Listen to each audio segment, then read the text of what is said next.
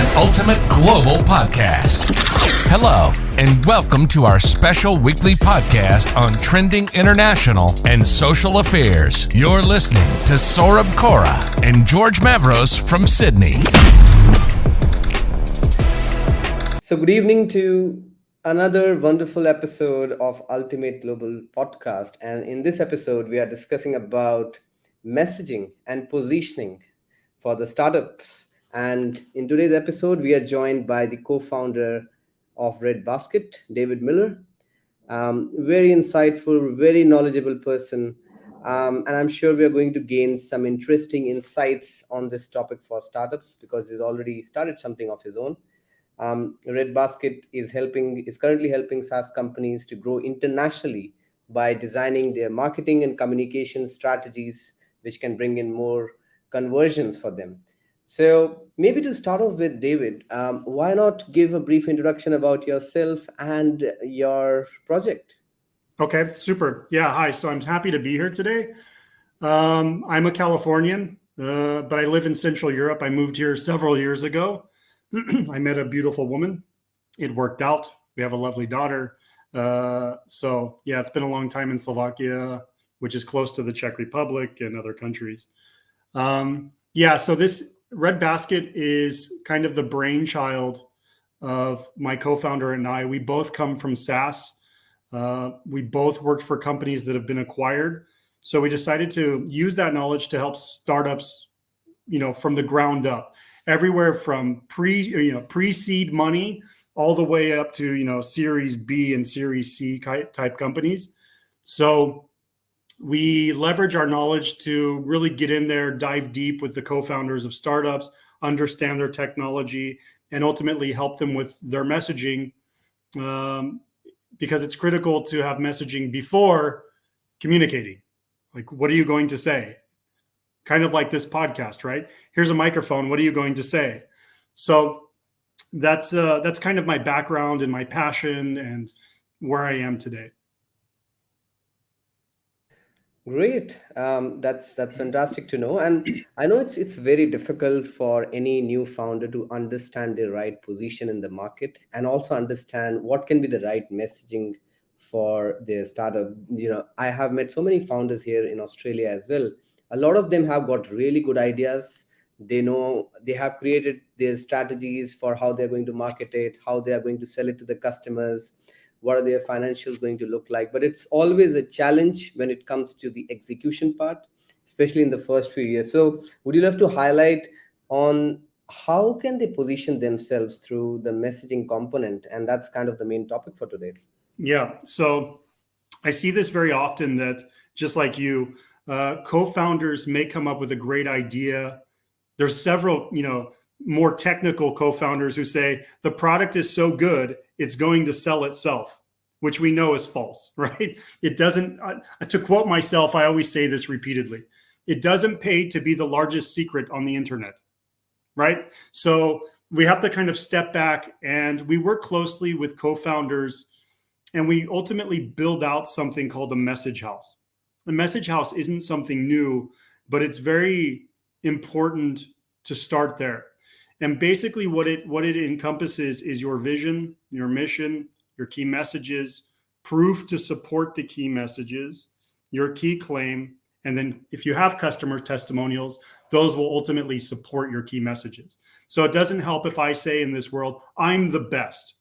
Good, well, that's a great message, but what's the proof behind that? Show me how your tech or your software is in fact, because when you have proof to support it, it helps you with something called objection handling. Often as your company begins to scale, you'll hire a salesperson and eventually a sales team. And oftentimes on these calls, they'll get objections to onboarding this software or tech. So this kind of mitigates that. If I say, well, you're not if I'm a prospect, I will tell you that you're not the best because X, Y, Z. And I can say as a salesperson, but wait, here's the proof. And here's a customer testimonial from a big brand that everyone recognizes that supports my claim that we are the best. So positioning is absolutely critical. It's finding where you kind of fit into the market, and ultimately learning and creating your it's before you even create the strategy of how to communicate, it's what you're going to communicate. Right. And I think just to continue with what you are saying at the moment, what to communicate. So you just stated that the founders can share customer stories, but what about Sure. people who don't have any customer stories at the moment?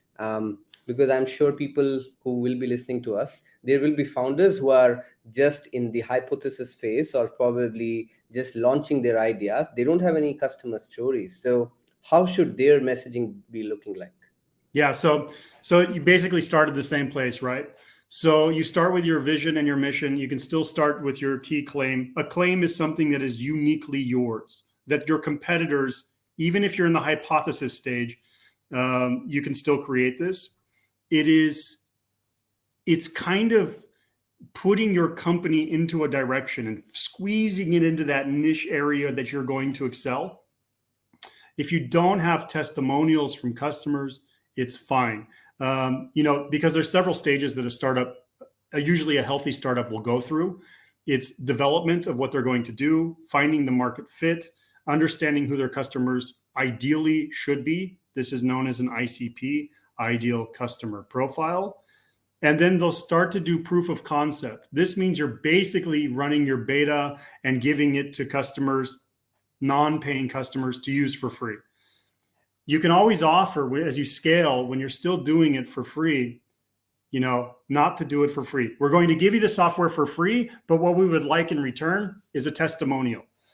Make sure you get legal permission to use this person's quote, logo, and so on before you start broadcasting it. But it's common. Pre-seed companies don't have customer testimonials, and that's fine. Yeah. So how do you think they can better utilize the hypothesis that they have already tested out? Because I think testing your hypothesis is really important thing for you before the validation part. And I think it's an important part, in fact, which is included in the validation itself, when you are kind of testing your idea at the initial phase. So should they be sharing their hypothesis or should they adopt something else? It's a very good question. And there are several hypotheses during the process of creating a product, even if it's only the pre-stage to building anything, a prototype that you can actually use.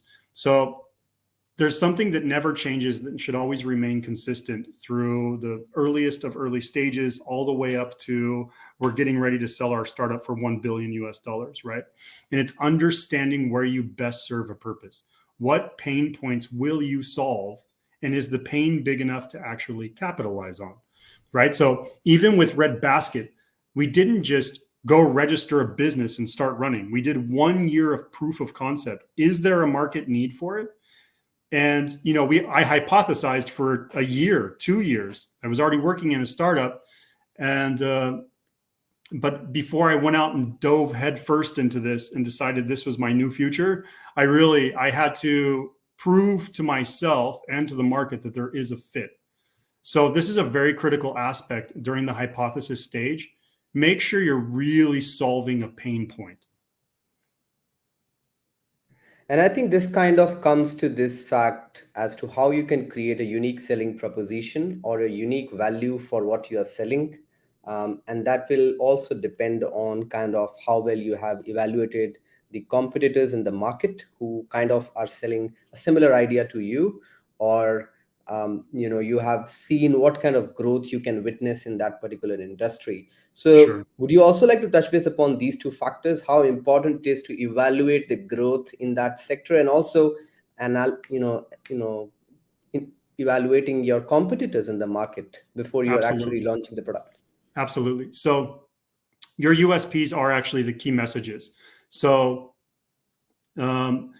basically, yes, I'll give you a perfect example of this. CRM systems. There are so many CRMs in this world, and there's a new one born every day on every continent, right? It's the next unicorn. And there's a lot of noise in the space. If I were to build a CRM today, it would be incredibly difficult, right? Of course, it's solving a pain point, right?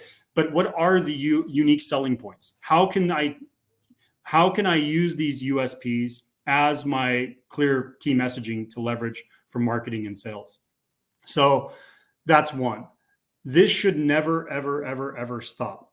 There's, every brand will evolve. So there's hypothesis stage to I'm going to do this. And you have to understand the market that you're going to compete in. It's the same if you're a student, you analyze the school you're going to study at. There's a lot of competition after college, right? Or after university, where you're going to try to get a job. Which university will best help you set up for that? So in many stages in life, there's this type of analysis. Yep, absolutely. One of the other elements that I really wanted to discuss with you, David, in this podcast was related to this fact. A lot of times, startups are focusing either to market on their features or to market on the benefits they are providing. So, should their messaging be more focused towards what they are selling, or probably what else they are selling, in the sense what are the intangible benefits they are providing, and that kind of acts as a USP for them? That's a great question, Saurabh. In fact, it's a question that we've been able to answer, and we have data on it. So it's imagine walking down the street and a person approaches you and tries to hard sell you something, right? So you don't even understand my problem yet, and you're trying to sell me something. So it's really important to always go back to the pain points of your ideal customer profile. What is it they're dealing with every single day that makes them want to bang their head against the table, right? Communicate that. So you're addressing the pain point. These are your pain points, and here's how you fix those pain points. So it's a little bit of both, right? It's really difficult to hard sell your features. It's easier to address the pain point, and then next step would be talk about the features. But both are equally important. Sorry. Yeah, I think that's a fantastic answer to what I asked you, David. But I just want to understand from you this thing, that how can one identify the pain points and then come back to the strategy table? Sometimes it's not that easy. It's easier said than done. You understand your pain points, and then when you are into your validation phase, you understand, you see that, oh, that was no longer a pain point. In fact, the pain point is something else. So it's kind of a re-strategizing and coming back to the drawing table and reframing your idea. And I think that's where the validation part is so important for you to go through before you are actually launching your idea, isn't it? Yeah, and I don't think this actually ever should stop. I think you should always go back to the strategy table, always make adjustments. You're going to pivot. You're going to realize what you thought was your core feature was in fact the least desirable, and the one you thought that was probably just something cool that may work sometimes could in fact be the core feature that is starting to generate customers for you. So it's always important to really assess what pain point you're solving and which feature best does that. And look, great features have been created out of discussions with companies and their current customers. They'll say, yes, but we can do all of these things, but we still have a gap in our abilities here. And you can say, well, I can actually create that feature. It's kind of low-hanging fruit. So if I do build it for you, how would you feel about helping me beta test that specific feature? And again, providing me a customer testimonial when I'm done and you're happy and I saved your life at work, Absolutely. And I also wanted to know from you, relate to your business itself, that you are kind of selling the marketing and communication strategies which bring conversions. Yes. That's what your unique value proposition is. First of all, how did you come up with that part when you were framing that idea for Red Basket? So I am a marketer. I was in sales before marketing, and I used to be in sales in California, and I did pretty well at it. There's a big curve in sales. It took a couple of years, but I used to sell really expensive product. Okay. I think that makes me a better marketer, but what I really love is the nuances of language in order to get exactly what you want. But I came from the marketing department as the head of content for this fast growing startup that it was acquired.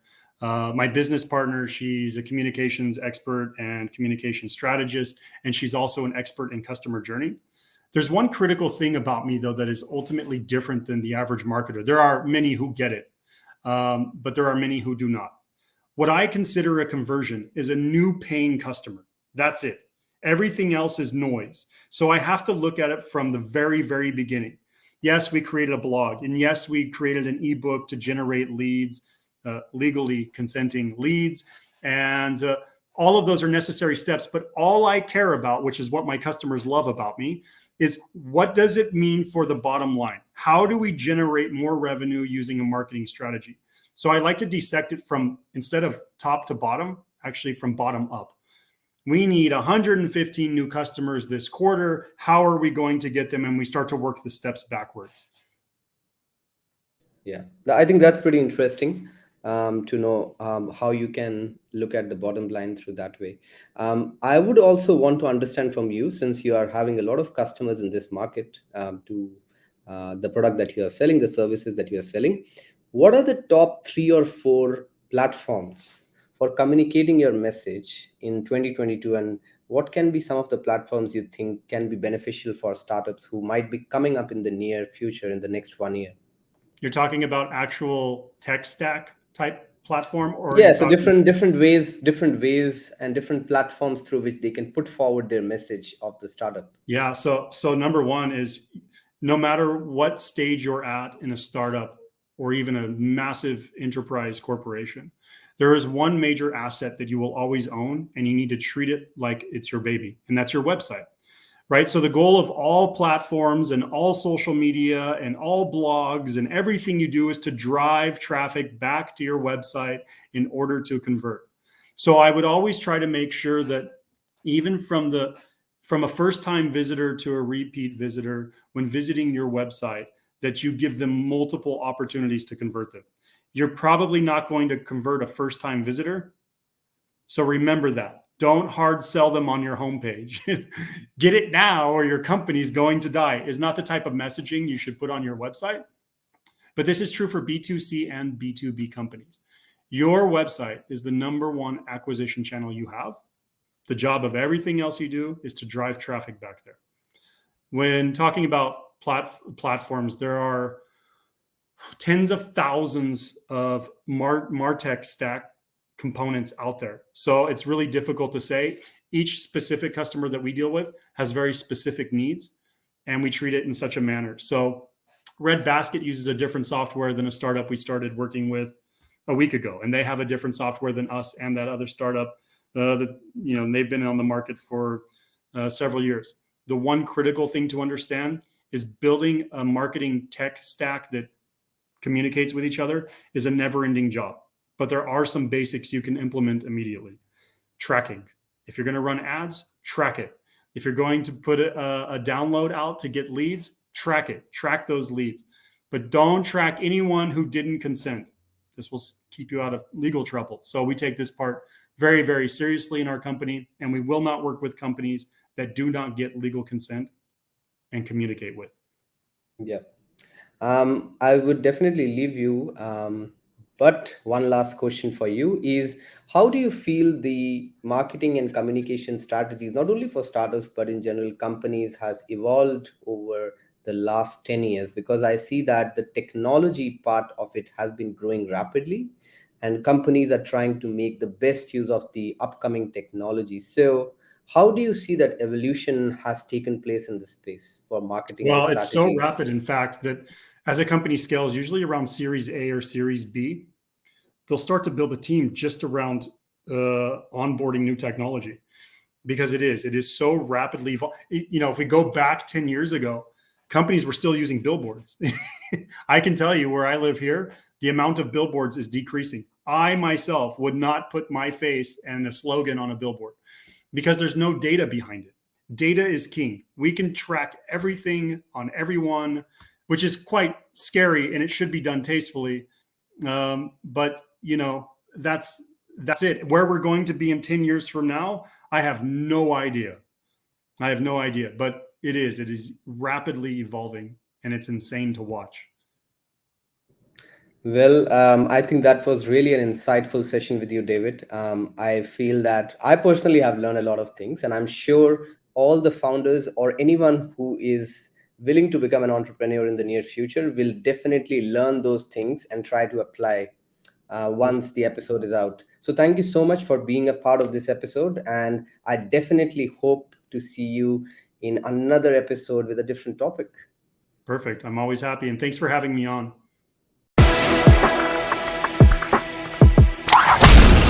This is an Ultimate Global Podcast. Hello, and welcome to our special weekly podcast on trending international and social affairs. You're listening to Saurabh Kora and George Mavros from Sydney.